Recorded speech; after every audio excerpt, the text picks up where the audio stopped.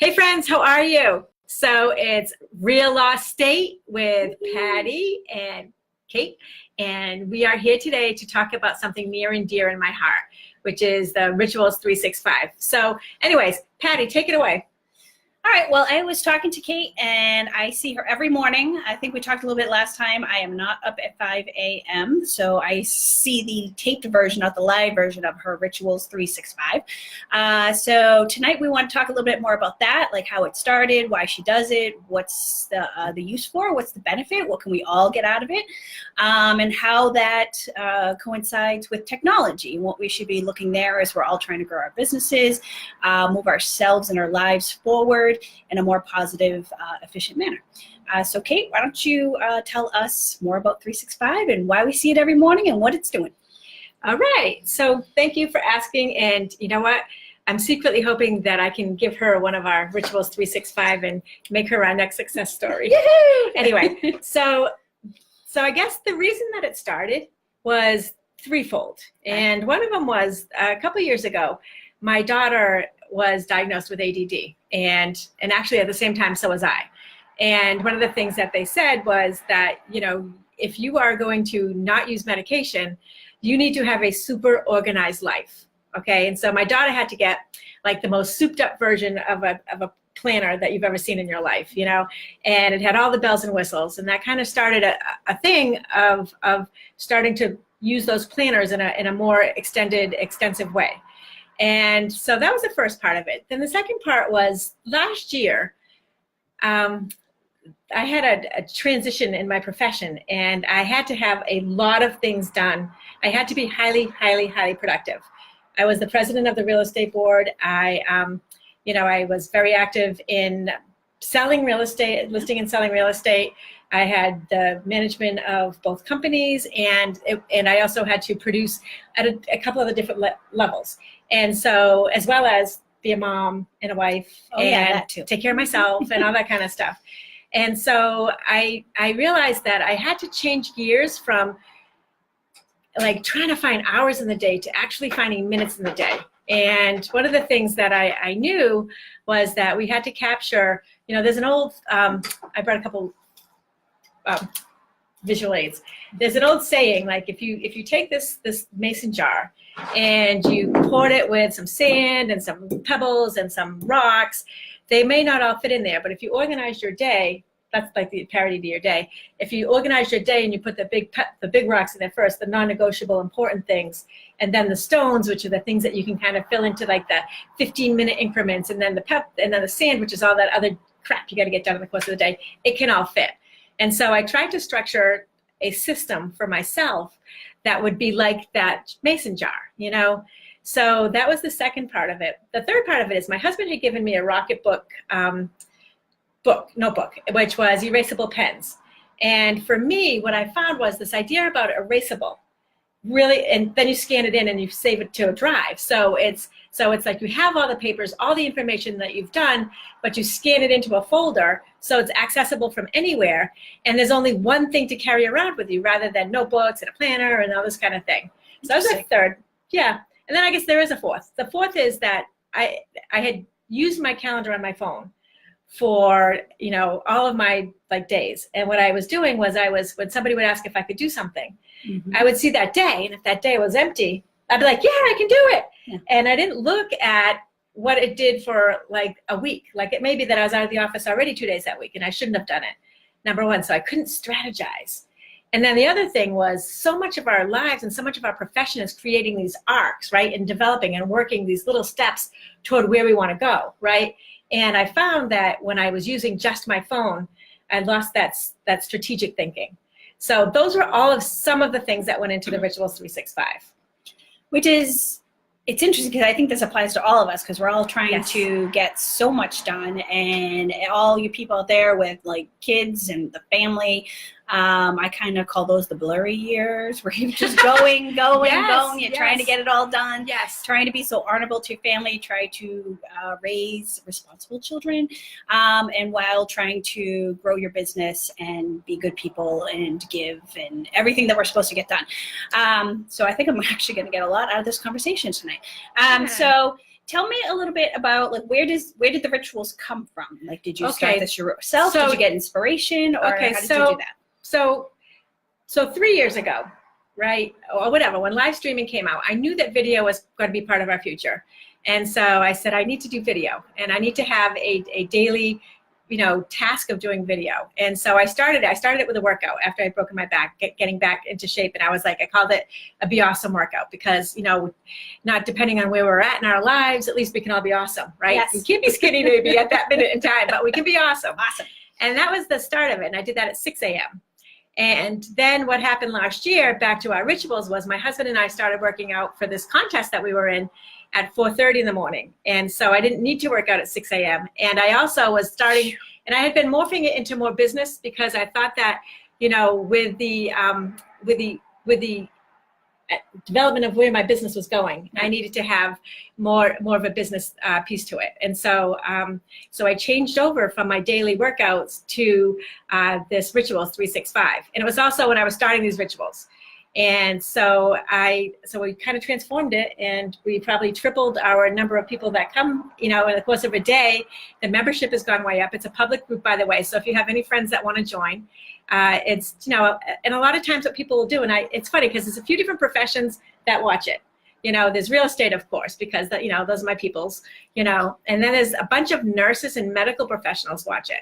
And I find that really interesting. And I was talking today to my sister-in-law down in Maryland, who's a X-ray technician, and all of her business now, all of those people watch them. So I think a lot of people who are trying to do the same thing I was, which is take all of these things that have to get done in our mason jar full of things and get them into our day in a way that's not making us crazy and making us maximizing our time and while making us happy. Yes. Happy. Happy, I know. That's our goal. Yes. And then what's the difference, if there is a difference? So you talk about rituals. I'm always trying to create new habits in my life, trying to get up earlier, trying to organize my day better, kind of like what you were talking about a year ago. I think I'm on that learning path right now, is how to maximize my day. There's so much that has to get crammed in. Starting earlier in the morning, but I feel like I'm going so much later at night, and I might really truly productive during that time and really maximizing my day. So I'm always thinking about my habits and my bad habits, my good habits.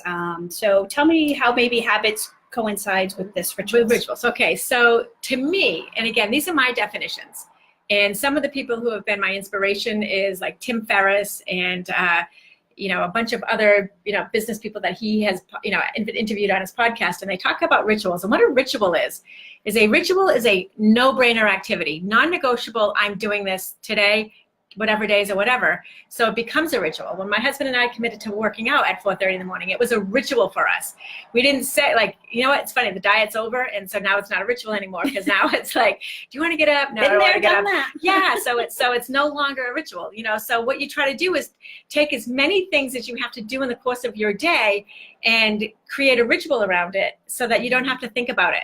Silly things, like you'll notice a lot of times in my videos in the morning, I've got a black t-shirt on and just a jacket on top. Yeah. I ritualized what my base layer was. So it's always a black t-shirt and a pair of pants because I'm itchy. Like if I'm wearing stuff and I want to be comfortable. So I throw a t-shirt on, and just at the last minute I'll throw a jacket on. I leave them at the office. So it's a ritual. It's a ritual, and it's something that I don't have to think about. It takes, the ritual of, doing this planner. It's like, if I know I'm going to do it every day and it's non-negotiable, then it's something that I don't have to have that mental anguish about, should I do it, shouldn't I do it? So a ritual is something that you commit to in a different way than a habit, and here's the thing that I have found is that if it's a habit, and this, and we know this, right? People, like, we know that if it's a habit and we do it and it's making great success and we skip it a day, it's gone. Like, how does that happen? Yeah. And we were talking about exercise before. My husband, like, we were so consistent. And as soon as it went from that ritual, which is until the end of that challenge that we were in, then it became a habit, and then it became a bad habit, So the thing is that you make it something that is a no-brainer activity, that is something that you're gonna do. Yeah. And don't lie to yourself, because I do that often. Where I tell myself at night, every morning, I'm going to get up and I'm going to do X. And when the morning comes, I hit the snooze button and I don't do X. Right. So it's a commitment. It's the ritual. It's the follow through. It is, and so to answer your question on why I do that video every morning, I ritualized it, because if I made a decision every day to do a video, I would talk myself out of it half the time. I would not be consistent with it, and I knew that if I made it a commitment, a ritual, that I was going to be in that chair at that office at 6:30, and if I couldn't be in the chair at the office, I would be somewhere. I would be checking in at 6:30. So I think since we've done it, I've missed maybe like 5 days, and only maybe one day that I didn't tell people. Amazing. So like when I've traveled on real estate things and I've been throughout the country, it's like I do it from my hotel room. I do it from the floor of the whatever. I change the time so that I can get somebody in there that can help me and interview them. So it's a ritual. That's awesome. And you know, the thing is like, people will say, well, you're a natural at video. I'm like, go look at some of the early ones. I was not such a natural. I do want to pull out the early ones. Yeah. So, but the thing is like, but it's important to me because Patty, we live in a small little town, but our business and our dreams are big. Yes. Right. Yes. So if if that's the case, then how do we go from one to many? You know, and how do we make it so that we can amplify it? Yeah. And I can't even tell you like the difference in the exposure and the friendships that I've created and been able to manifest because of having this connection with people in the morning. And again, it's from all over the country now, you know, and you know, my nieces who are in college, they binge watch me when they're feeling bad. Like, I think that's hilarious. That's awesome. You know, they're like, I'm binge watching you right now. I had a bad day, you know? So anyways, I follow a pattern. So somebody always says like, how do you remember what to think about? I have a training program called SMILE, or a leadership training program also called SMILE, and the SMILE is an acronym. And so on Mondays I do S, Tuesdays I do M, and so I follow this so that I can come up with an idea that's in alignment with them, pretty much, you know, consistently. Now, if you binge watch me, you'll know it's probably 4 ideas that I just circulate over and over again. But anyways, to get back on track, the idea about the rituals and the idea about what went into this planner has to do with, I think, one of the things that you touched on, which is self-love. And I think that, you know, finding ways to appreciate the good in our day as well, rather than just making it like, you know, I know like when I was just on a plain tracker, like when I was in sales, like, and people that had me tracking it, I freaking lied all the time.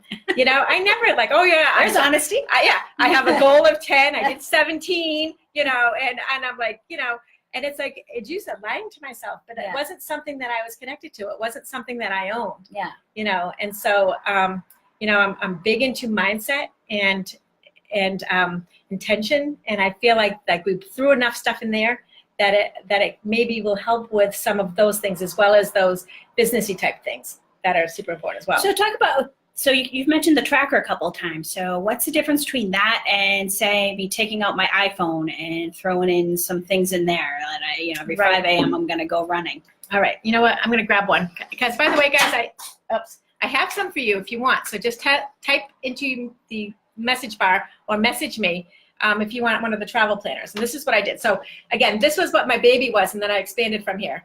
The idea was if I could throw this in my pocketbook, put it in the bottom of my car, bottom of my briefcase, whatever it is, I could find it anywhere, right? Because it's just small and I wouldn't lose it. And it's kind of like my highlight reel of the day. But on here are things like my affirmation for the day. Like, so when you're awake in the morning and you're starting your planner and you're like, boots on the ground, how do I feel today? Like, and then you honor that. And it's like, you know, mine are sometimes like I am focused. Sometimes mine are like I am tired. You know, it depends. But like I claim my day. Yeah. You know, on here, there's a part that says, and this is just to speak to your last question. And you fill this out in the morning. I fill out in the morning. I fill this out in the morning. I fill out a lot of the appointment the night before. Like I go to bed with my day planned. Okay. You know, I actually, and I have my week planned right now, you know, so. I like that. You know, on the inside, you'll see it says the Sunday night planner. Yep. So I have everything planned ahead of time, but it's just like the details. Like, I don't know how I'm going to feel that day. So like, I want to do that. But the other thing is, there's a thing on here for accomplishments. So in the course of the day, especially on days that I'm having a hard day, is I write down every little thing that I accomplished that day. Like good things, like, you know what I mean? I made it to Rituals 365 one time, you know, or I made my phone call, or I had a connection with somebody, or I called this person, or I got this closing, or I did this, or whatever. The accomplishments, because no one's going to recognize you for what you're doing, and no one's going to say like, yay, you know, but our days are hard. And I think that we're living in and the other part about this is I was deeply affected by the stress that again, it sounds really stupid, but what happened with our political climate, I just hated the stress that I saw in the world and the permission that we had to just be crappy to each other. And I'm like, well, how about we start micro movements away from that? And so I'm like, all right, so I write down my accomplishments, And I think that creates momentum because no matter how small it is, if I accomplish this one thing, I feel good, and I accomplish the next thing, and it creates a momentum. Yes, and then I love seeing that part filled in. I love seeing it jammed in, And the other part is like my schedule. When you talked about why I can't just use my planner, like my phone. I do use my phone for my appointments, but I transcribe them because if I see that I've got more than 4 appointments in a day, I know I'm not going to be very sparkly by the end of the day because it's too much mental energy. And then I also have on there, like, again, when we talked about those big rocks, those things that are non-negotiable, they go on here. But so do the things that I'm committed to doing, like my thank you notes and my calling people and stopping in and making sure I, spend time with people and also doing personal development. So there's a lot of things that I want to get in that day also, So they're not on the schedule because I'm going to plug them in when I can, but they're there so I know to plug them in when I can. A couple other things on here that are kind of cool is I have a streak counter. Right, so I don't know about you, if you know this about me, but I was a bad Diet Coke junkie. I did know that. Yes, and everybody would say to me, that's not good for you. That's not good for you. And so come the fall, I had this reflex thing going on, and I was in pain, and I'm still drinking the Diet Coke because you know what? I do love that feeling of like burn, right? So anyways, I knew it was bad for me, and so as I was putting this together, and I'm like, I'm throwing a streak counter on here. Yeah. So now I'm on a streak. I'm on 150 something days, but I've been out to dinner, and I'm like, oh, I could use a Diet Coke. Or I've been away at one of my conferences, and I'm like, I could definitely use a Diet Coke, and all these things. And I'm like, no, you gave up Diet Coke, And so you have the to streak start. is the days that you haven't had Diet Coke. Yes, so it's the days, Right. but it could also be positively, like you were talking about running earlier. Yeah. It could be the number of days you're running in a row. It could be the number of days that I have a few different streaks going, but the Diet Coke one is the one that to me has been like, oh, I see some hearts going up. Thank you. It's just, for me, that streak counter has been really important. Yeah. And it's creating that momentum on that. But I'm gamifying myself because who do you think cares if I have a Diet Coke? Nobody, right? Nobody. Nothing happens. The Coke company cares. Yes, they do. So anyways, there's a part on here for to carry. One of the things that happens when people just do checklists, right? Yeah. Or write it in there is they don't carry over the stuff they didn't get to, right? And so there's a huge So carry. from day to day or week to week. Yeah, whatever. Gotcha. Whatever you don't want to forget about, you carry it over. It doesn't fall off your plate. When you have a very full plate, which is how I've lived my life for the last couple of years at least, is things fall off your plate. Yes. And I'm like, and I am so guilty when I see like a sign go up with someone else's name on it. Yeah. And I'm like, you had them. And you did not keep them on your plate. Didn't follow up. So they don't get taken off here until it's time, right? The back of this is, and again, I don't want to bore you guys all. There's a whole training on this if you want, but it's a tracker. Like you need to get real with yourself. And there's a time tracker, like really where are you spending your time? There's a money tracker. Patti said to me, and it was very impactful. I started to watch my beans, and I'm talking about counting my beans. And when I started counting my beans, I started making. How'd you say it? Okay. Tell me here. So in my business, I didn't always count the beans. And as soon as I started counting the beans in my business, I discovered I had more beans.